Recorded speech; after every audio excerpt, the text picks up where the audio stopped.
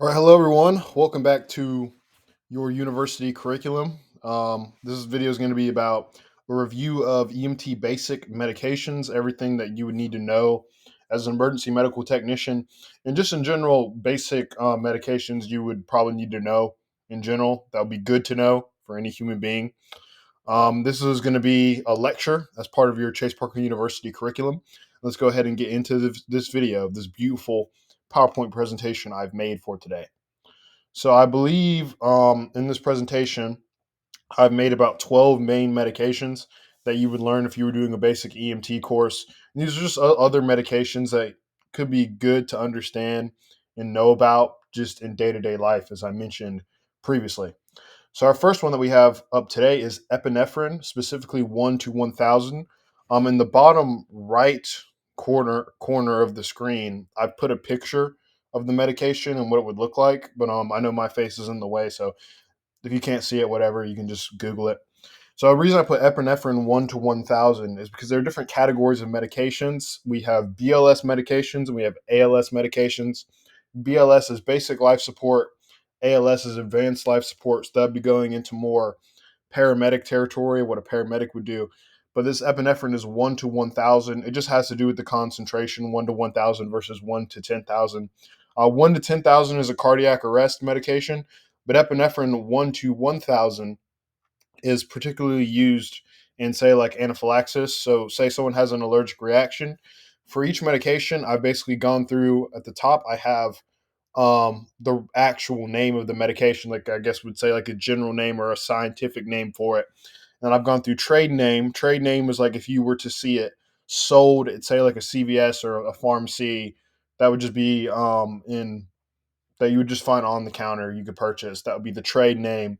MOA means our mechanism of action. So our mechanism of action is basically what is happening inside of the body. So for if a drug to have a mechanism of action, that's just saying what it's doing to the body. And then also we have our indication. So an indication would mean when we would give something, and a contraindication would mean when we wouldn't give something. And obviously you have your medication dose, you have your route and other side effects or other things to take note of.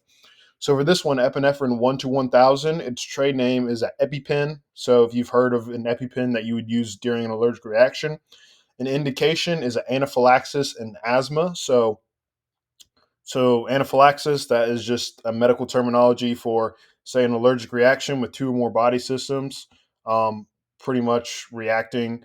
Asthma is just like a bronchospasm where you're having difficulty breathing, you're having wheezing. And the mechanism of action for epinephrine is it is a bronchodilator and a vasoconstrictor. So dilate, just in general, means for something to get bigger. So if your pupils dilate, they get bigger. Constriction means something gets smaller. So if something constricts, it gets smaller. So something is a bronchodilator. Your broncho means lungs. It opens up your lungs. And if something is a vasoconstrictor, vaso means vein. So something is a vasoconstrictor, it's going to tighten your blood veins. So, say if you're having asthma and you're having difficulty breathing, you can give, say, a bronchodilator, which is going to open up those lungs, making it easier to breathe because now you have a bigger space to get air in.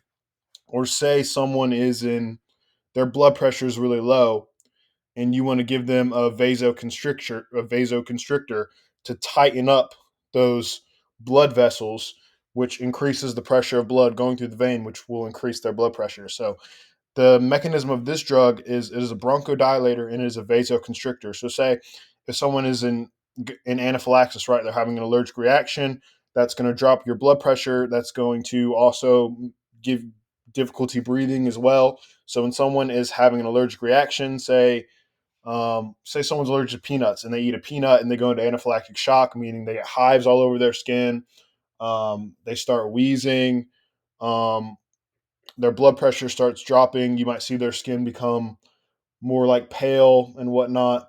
You would give epinephrine, and what that's going to do is it's going to open up those lungs, making it easier to breathe, and it's going to squeeze those blood vessels, making that blood pressure go up to prevent any shock or hypoperfusion, which is just hypo means low, perfusion means blood. So just any um, inadequate blood flow. And in contraindications, every medication usually has a contraindication. Would would be hypertension, myocardial infarction, and hypothermia.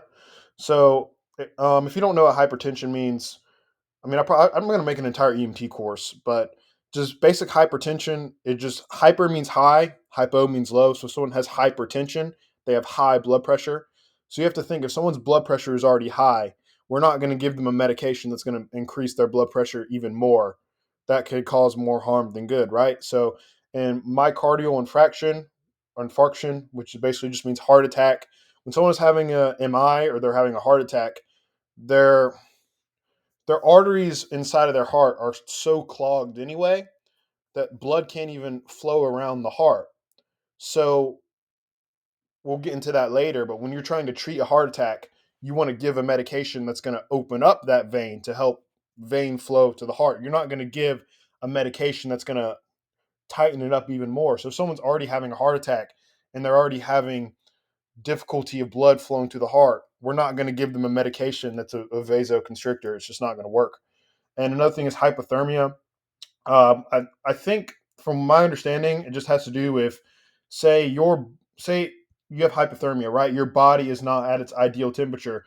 That's gonna if I inject a medication into your say bloodstream while you're in hypothermia, due to your body not being at its adequate temperature, it's not going to react with your body correctly at like a if it's at an incorrect temperature, if that makes sense.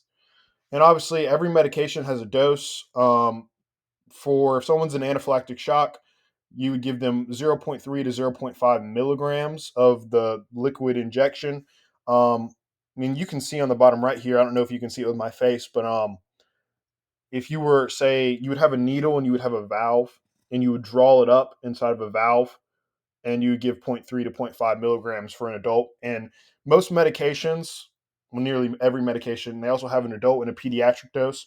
So if you have a pediatric patient, it's 0.01 milligrams per kilogram. So you have to kind of eyeball or take the weight of the child because we're not going to give, say, a 2-year old patient that's really small the same dose as, say, a 19-year-old grown man like me. Like, we would not need the same concentration of the medication. We don't want to accidentally overdose someone. So yeah, every medication has a dose. Usually, for adults, you have a range of doses, and for pediatric, it usually goes by weight. And route is IM. That means intramuscular. Um, I just put the abbreviation here. I mean, if you're unfamiliar with medications, you might not know what that means, but IM just means intramuscular. So say I if I would just take a needle, I would jab that into like any piece of muscle. So usually if someone's in anaphylactic shock, you would take an EpiPen and you would just stab it into the thigh. Well, you jab it into the thigh, intramuscular. Um, Other forms of medication that I'll discuss is PO means oral. So if I take a medication orally, I'm just taking it in my mouth. Sublingual is sublingual is under the tongue. So there's some medications you just put under your tongue and it just gets dissolved. And buccal is into the lip. So say if I wanted to administer a medication buccally, I would just usually say like oral glucose, which is just kind of like a paste. I would just take it and put it into the lip, like under the lip here. And that would be how you give a medication buccally.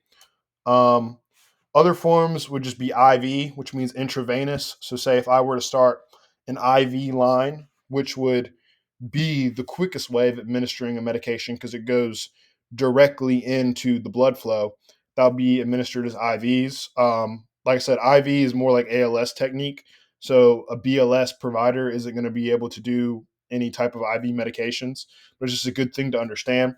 And also IO, which is just into the bone. So IO is when you're actually injecting a medication into the bone. Some medications, like I said, different routes take longer than others. Like for example, if I take, say, say a Tylenol tablet into my mouth orally, that's going to take a lot longer to develop a reaction inside of my body than it would be if I were to give the same medication, say via IV, like intravenously. Because if I give a medication into the IV, like I take a needle and I stick it into a vein and I deliver that medication through that IV line, that medication is going directly into my blood, directly. So it's like an immediate reaction. What that also means with IVs is, like, for example, epinephrine 1 to 10,000 is just a diluted version of epinephrine 1 to 1,000 right here. And epinephrine 1 to 10,000 is a common medication given during cardiac arrest. And it's diluted because if I were to say give epinephrine 1 to 1,000 via IV, it would it would immediately pretty much tighten up those blood vessels to a point where it would be very, very harmful to any patient. So every route of medication has its own, I guess, like benefits and cons as well. And some side effects of this medication are tachycardia, anxiety, hypertension, and restlessness. This is just something you have to think about. Tachycardia just means increased. Tachycardia just means like increased heart rate, and bradycardia would just mean a decreased heart rate. So a normal heart rate from a healthy person is between 60 beats per minute and 100 beats per minute. So think about it. If someone's already in anaphylactic shock and they're in stress, and I give them a medication that's going to increase their blood pressure and tighten their blood veins, it's only going to make their heart rate increase even more, right? Because your heart is now having to pump more to deliver the same amount of blood as it was before, but now the veins are just tighter. So it's still having to pump the same amount of blood, but now the veins are tighter. So your heart rate is going to compensate by beating more, if that makes sense. So obviously you're going to have tachycardia, which would lead to anxiety. Hypertension would be another side effect, which would be increased blood pressure because you're tightening those vessels. And then restlessness, this would just be, you know, kind of everything I just described. That's our first medication. I jambled a lot for that one, but I know I explained a bunch of basic things, but epinephrine 1 to 1,000 is just a very common medication. And like I said, a lot of these medications are just good to know in general in day to day life. Like even if you're not even a medical practitioner and you're not even working inside of a hospital or even working with patients, knowing how to do basic things like CPR or just know like basic life saving maneuvers are very useful skills to have. So it's kind of like me. I am not planning to say be an investment banker, but I still understand investments. I still have my money in stocks and I still invest and whatnot. It's kind of how that works. Like I don't plan to have a career in investments, but yet I still understand it for my own good.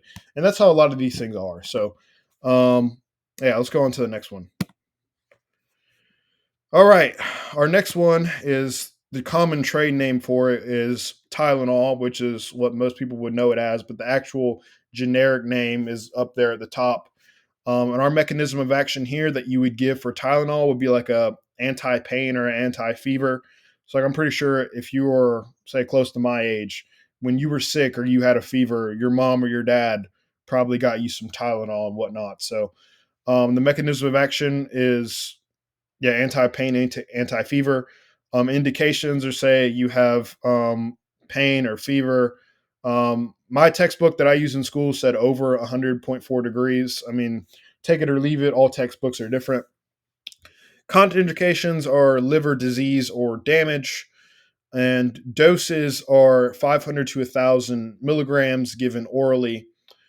And yeah, that's pretty much what Tylenol is.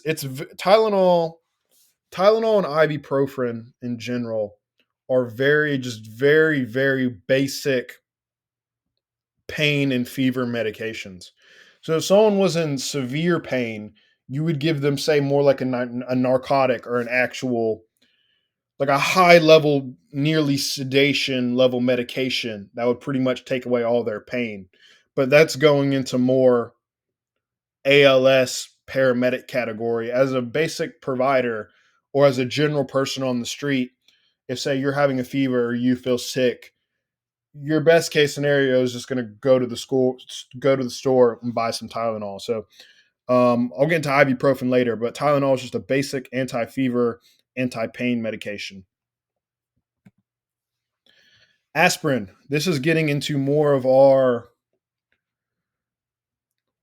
well, aspirin, aspirin and nitroglycerin. I'll go over both of those together. But aspirin is if someone refers to and they say they're on blood thinners, it's aspirin. The actual name for it is aspirin, but a trade name would be like Bayer. So if you go to a supermarket or you go to a store, you would see it as Bayer. That's just a name of whatever pharmaceutical company has made it. Its mechanism of action is a platelet aggregation inhibitor.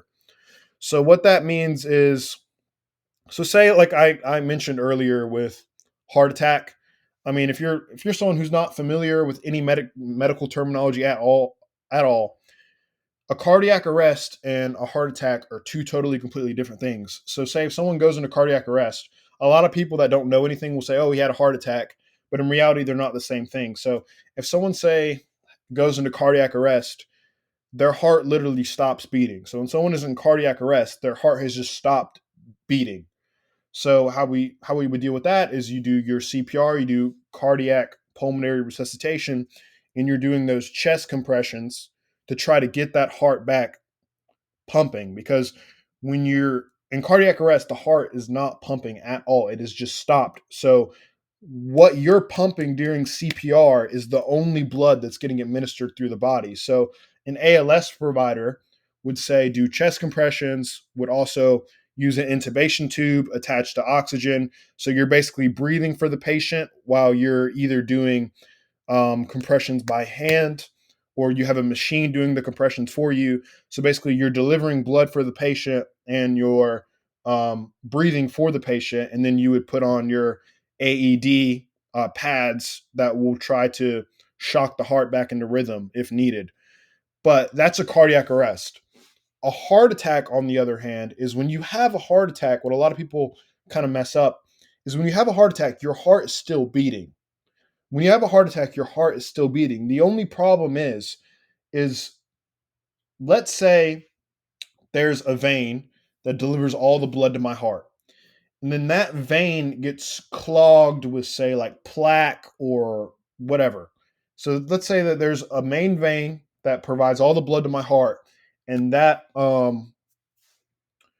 vein gets clogged. So when that vein gets clogged to the point where no blood can get to the heart whatsoever, my heart can't perfuse any blood. So when someone has a heart attack, they'll feel chest pain, they'll have shortness of breath. I mean, every person that has a heart attack is going to have different symptoms based on, like, say, like gender and age and whatnot. But in general, if someone's having a heart attack, they're just going to have tremendous, like, crushing, stabbing chest pain in their heart area. So what aspirin does, it is a platelet aggregation inhibitor, also known as a blood thinner. So if someone, say, has had a heart attack in the past, they're probably going to be taking aspirin, because aspirin, it's a blood thinner. When you take aspirin, it's going to make your blood basically prevent it's going to help prevent your blood from, like, clotting up, if that makes sense. So if someone has a history of, like, having plaque or, like, blood clots inside of, say, their heart area or whatnot, you're going to give them aspirin to help thin that blood to prevent that from happening. So an indication for aspirin would be like a chest pain. A contraindication would be like a bleeding disorder or active bleeding. Keep in mind, it's a blood thinner. If I'm giving someone a blood thinner that's already having an active bleeding, or they have a bleeding disorder, it's not going to make it necessarily any better. And our dose for aspirin would be 4 tablets, when usually each tablet is 81 milligrams. So you would give up to 324 milligrams for an adult. Route would be PO, would be orally. And our side effect here would be an increased risk of bleeding, obviously, because I just explained how it's a blood thinner. So just in general, if someone is having a heart attack, we want to, or a MI, also known as a myocardial infarction, we want to give them medications that are going to help prevent that blood from clotting up in the heart so it doesn't happen again. And we're also going to give medications that are going to help open up that vein. So earlier we discussed epinephrine. I said how epinephrine is a vasoconstrictor, meaning it's going to tighten your blood vessels. Well, when we have someone who's having a heart attack, we're going to give aspirin to thin their blood and prevent clotting. And we're also going to give another medication called nitroglycerin, which is a vasodilator, the exact opposite of epinephrine, because that's going to open up that heart. But I'll get into nitroglycerin later. Our next one is albuterol. This is one that nearly everyone should know if you've lived to be an adult. Albuterol, it has other trade names as well, but this is basically the common medication inside of an inhaler. So if you were in school, you probably had that one kid that had asthma that had an inhaler. Inside of that inhaler is just albuterol, and the mechanism of action is it's a bronchodilator. If so, say for example, someone has asthma, severe asthma, they're going to have an inhaler with them because say if they go for a run and they start wheezing and it's difficult for them to breathe, they're going to take that inhaler, and that inhaler is a bronchodilator. It's going to open up those lungs. It's going to make it easier to breathe. So our indications for albuterol is wheezing, COPD or chronic obstructive pulmonary disease, asthma, or bronchospasm. Bronchospasm and asthma are the same terms. You can think of it as bronchospasm as severe asthma, because if someone is having a bronchospasm, meaning you can just Google it, you can just Google like normal lung and lung during bronchospasm. And during bronchospasm, you can see that those, I'll say, windpipes are basically just really, really constricted. They're really tight. And that's what makes it so hard to breathe. So we're going to give albuterol to open up those lungs and make it easier for someone to breathe. And contraindications is tachycardia and pulmonary edema. So as I mentioned earlier, tachycardia means increased heart rate. Because as you can see below, a side effect for albuterol is it increases your heart rate. I mean, so for example, a lot of people in general, they'll say if they use their inhaler too many times, like I knew a guy in high school, and he ran track, and he had an inhaler with him because I guess he had a history of asthma or whatnot.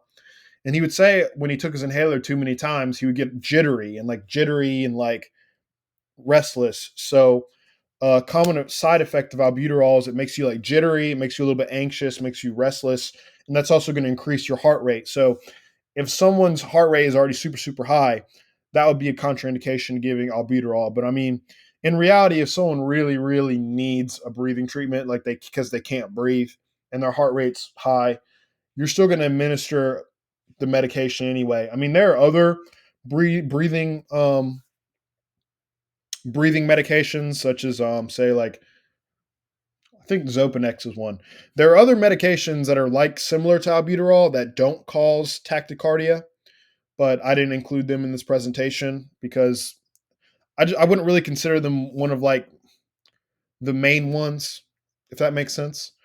And another contraindication for albuterol means pulmonary edema. So pulmonary edema is another term for, say, wet lung. So if someone say they have fluid in their lungs, right? If I give them a medication that's going to open up their lungs and they already have wet lungs, that can actually make the problem worse because they're only going to end up pretty much drowning in their own fluid. So it's called flashing a patient.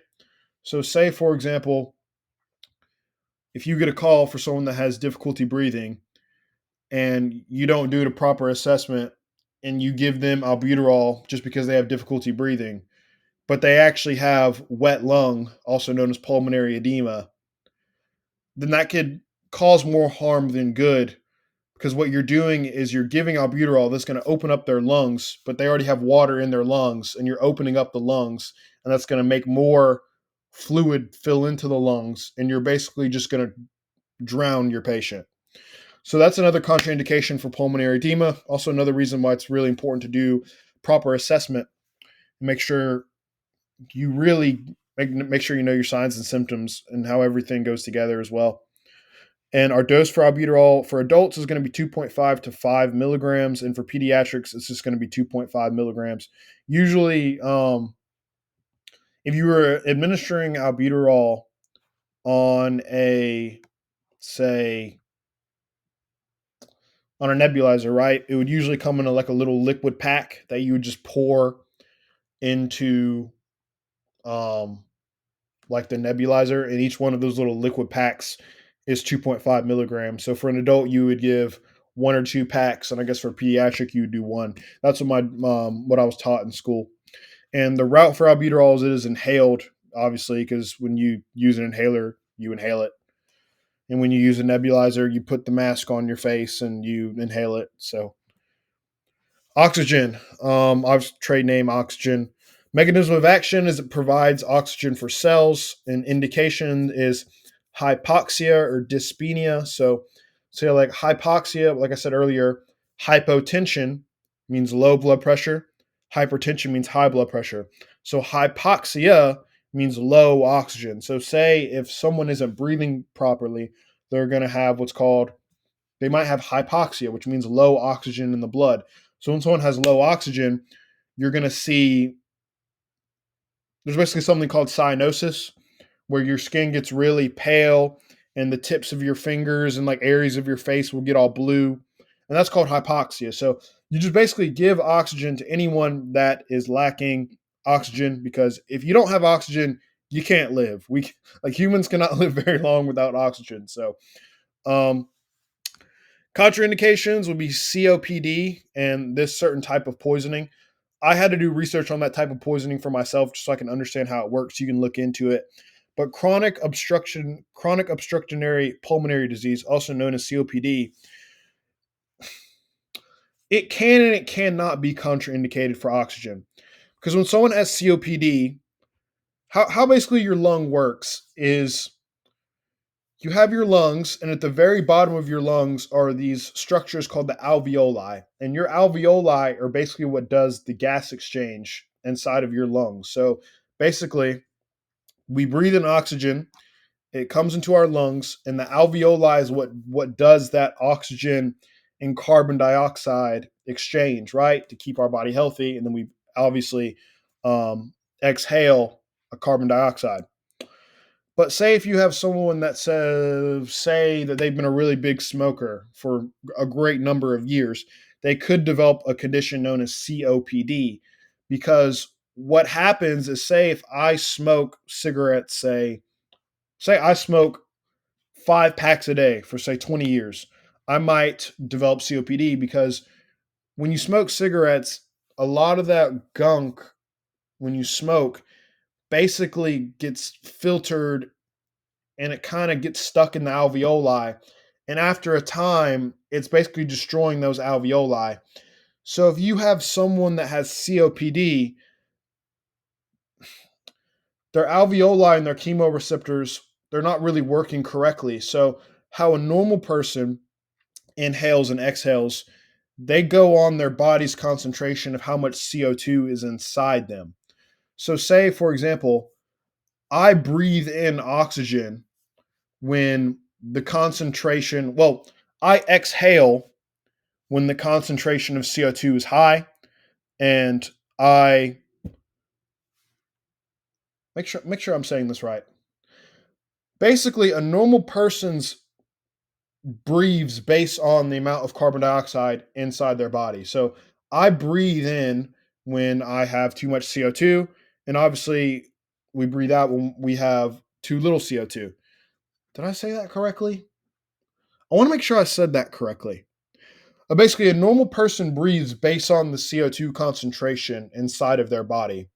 You might want to look into that. I don't know if I said that correctly. It might have been reversed or whatnot. But anyway, a normal healthy person breathes based on the level of concentration, level of CO2 concentration, not oxygen.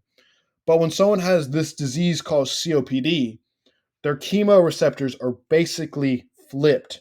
So they breathe based on their oxygen concentration instead of their carbon dioxide concentration.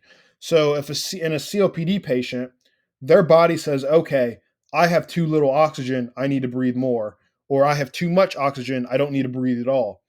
So if you have a COPD patient and you give them too much high flow oxygen, their body might register that as, okay, I have too much oxygen, and they will just stop breathing. It's a super, super interesting concept. Usually COPD patients do need oxygen. And the thing is there's really not too many contraindications to oxygen whatsoever. In 99.9% of patients that need oxygen, you're going to administer oxygen. There's no reason to withhold oxygen from a patient like you would, say, in other medications.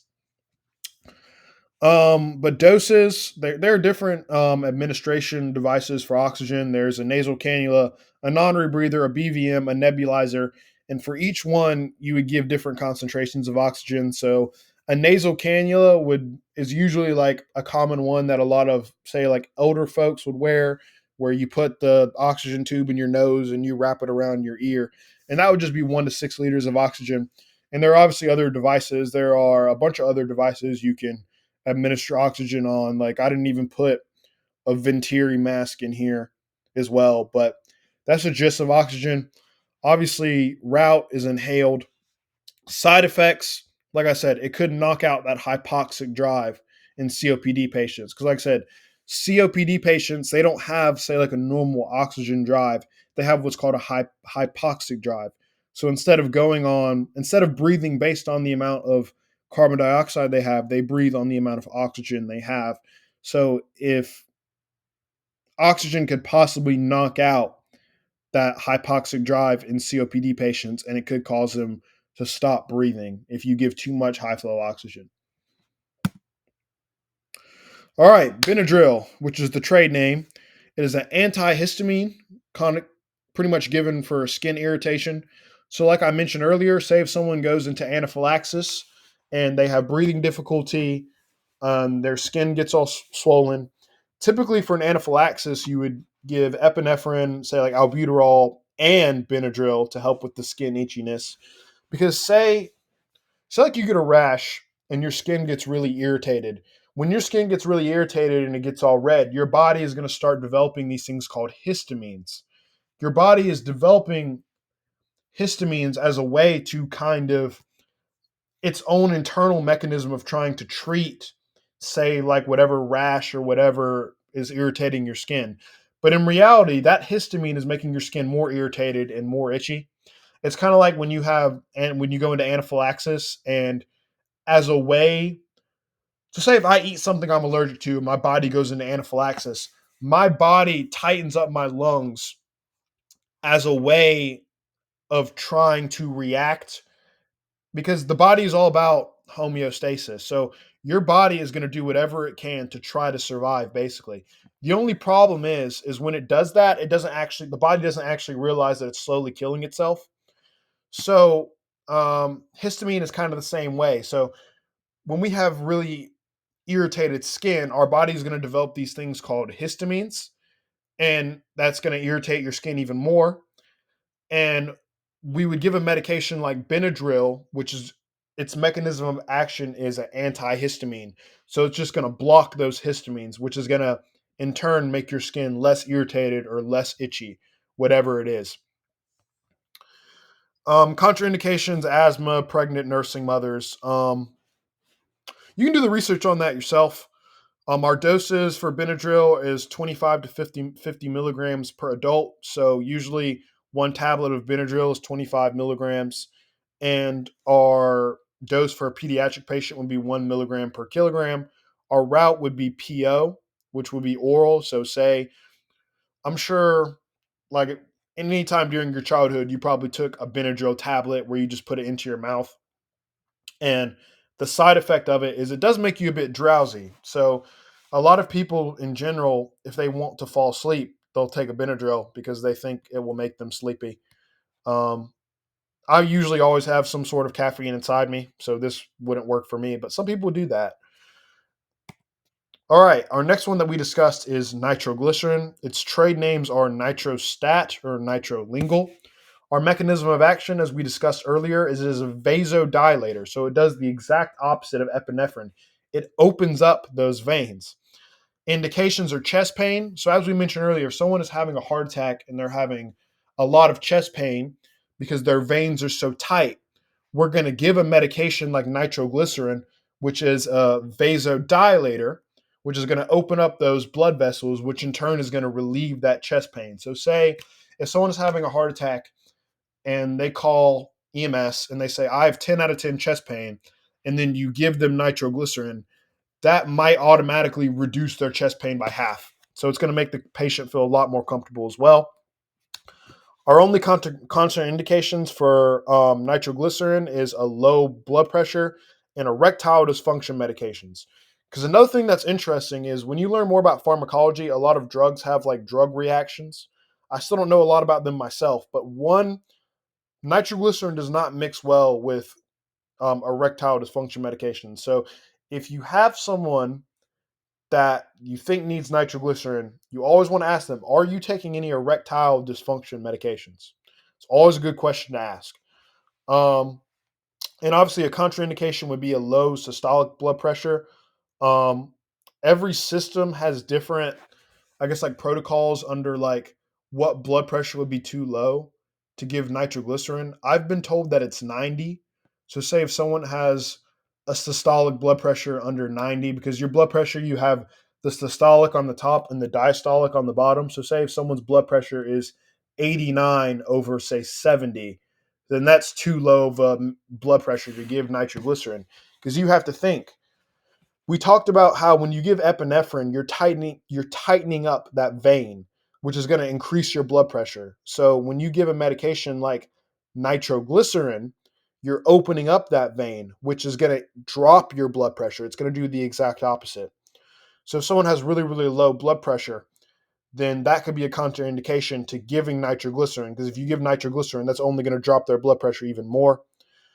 Doses is zero point 0.4 milligrams, which is usually just one tablet for an adult. There's not a pediatric dose for nitroglycerin because you wouldn't really think of a child having a heart attack really because they're young. It's usually a lot of, I wouldn't say older folks, but yeah, older folks usually have a history of like heart issues or whatnot. Not always. And the route for nitroglycerin is sublingual. I talked about sublingual earlier, but you would put a nitroglycerin tablet under the tongue. So you would slip a tablet under the tongue and it would just dissolve. And side effects of nitroglycerin are it's going to cause burning under the tongue. It might give you a headache. And as I mentioned earlier, um, hypotension. Because hypo means low, tension means blood pressure. So it's going to drop that um, blood pressure. Another thing I wanted to mention that's important is if say you have no interest whatsoever in being and working in any medical job whatsoever, but you've happened to watch this video of mine and you're interested in just learning about medications, and one day you go over to say your uncle's house and he's really old and he has a history of say heart issues, and because he has a history of heart issues, his doctor has prescribed him nitroglycerin, so he commonly keeps nitroglycerin around his house. And say one day you're just at his house visiting and you think he has crushing chest pain and you want to help him get his nitroglycerin. A lot of things with medications is say like a medication like nitroglycerin. If I hold a tablet of nitroglycerin in my hand, I really want to make sure I'm wearing gloves, because if I'm not wearing gloves, that medication is going to absorb into my skin, and we don't want that. So in any medical job ever, that's why it's so important you're always wearing gloves, obviously for sanitary reason. But if you're administering a medication, you always want to make sure you have gloves on, because if you don't have gloves, that medication is going to get absorbed into you, which usually isn't the best thing in the world. So always make sure you're wearing gloves or you have something in between you. Like if you're at your grandpa's house, you're probably not going to have gloves around. So just get a paper towel or just something. Make sure it's not touching you. That's another thing I wanted to mention. Ibuprofen. I mentioned ibuprofen earlier. It's kind of like Tylenol, just a very basic anti-pain, anti-fever, anti-inflammation medication that is that you could buy at any general store or any general pharmacy. The trade name that you would see at a store would be like Advil. That's commonly what I've seen. Indication, like I mentioned earlier, would be like a pain or a fever, or so like you have inflammation. Our doses is 400 to 800 milligrams per an adult, or 10 milligrams per kilogram for a pediatric patient. And its route is it's just an oral tablet. So I'm sure when you were a child and you had a fever, like I said, your mom or dad might have given you an ibuprofen tablet or whatnot to make you feel a little bit better. It may or may not have even worked for you because, like I said, it's one of the lower levels of pain, fever medications. But this is just BLS, basic life support medications. If we got into more of like the ALS um, medications, we'd be getting more into like say like Tylenol or like or not Tylenol, Toradol and say like fentanyl. Those are like the like really more higher dose pain medications that you would give to someone that has like a more traumatic injury or they're having pain from say like they may have gotten a car accident. But ibuprofen and Tylenol just in general are very basic anti-pain, anti-fever medications as well. And like I said, this is given orally, so just basically swallowed in through the mouth. Nasal spray, also known as Aspirin. Its mechanism of action is it's a vasoconstrictor. At this point in the video, you should know what vasoconstriction means. Indication is epistaxis. Epistaxis is just the medical term for nosebleed. So say if someone is having a nosebleed, you want to lean forward, plug your nose with like a towel, make sure you're leaning forward so that blood can drain out. And you would give nasal spray. You would spray 2 sprays each nostril for an adult, 1 spray for a pediatric. Route IN means intranasal, so it would go through the nose. Our only indication with hypertension, I mean, with nasal spray, would be severe hypertension.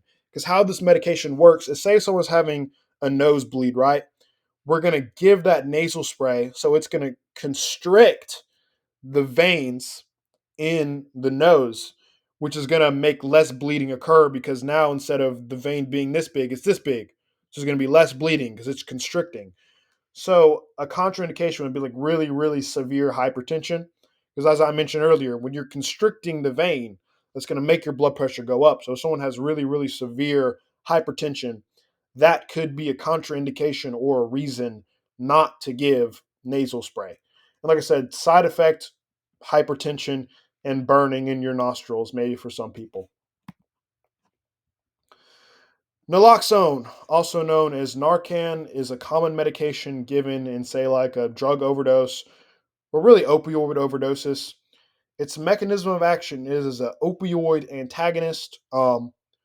Antagonist basically just means that it blocks something. An agonist means that it causes something. So if we have a drug, say someone's having an opioid overdose, and I give them a medication, say called Narcan or naloxone, that is an opioid antagonist, it's going to block that opioid and it's going to help reduce the effects of an opioid overdose. So an indication would be a respiratory depression from an overdose. So say if you have someone that's having a drug overdose, it's going to some people when they have drug overdoses they just stop breathing.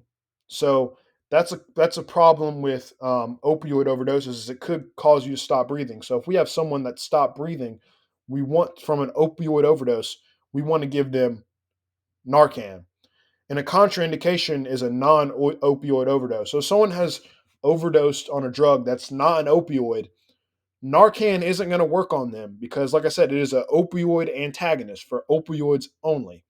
So our indication, respiratory depression from overdose. Contraindication is a non-opioid overdose.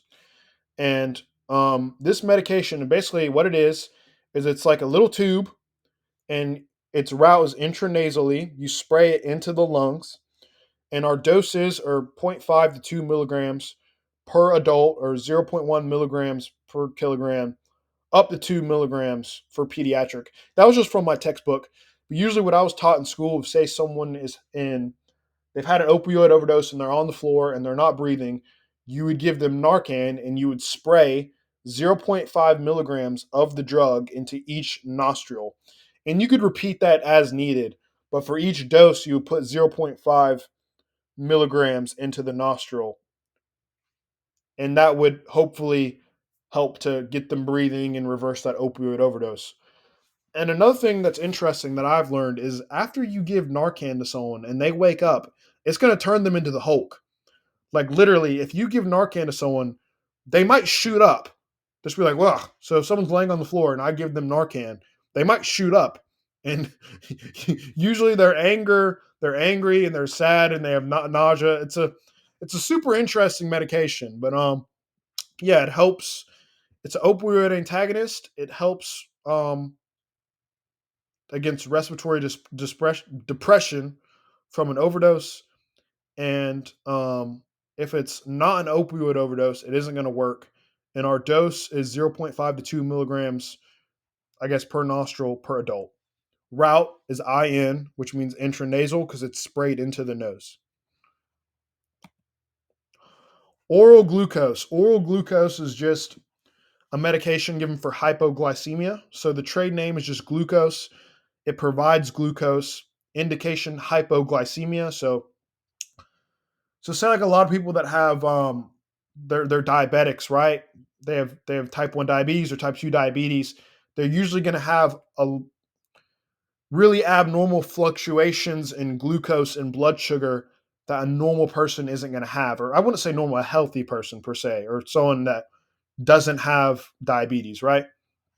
So say if I take someone's glucose and it's really, really low. And because they have really low glucose, that's causing them to act all tired.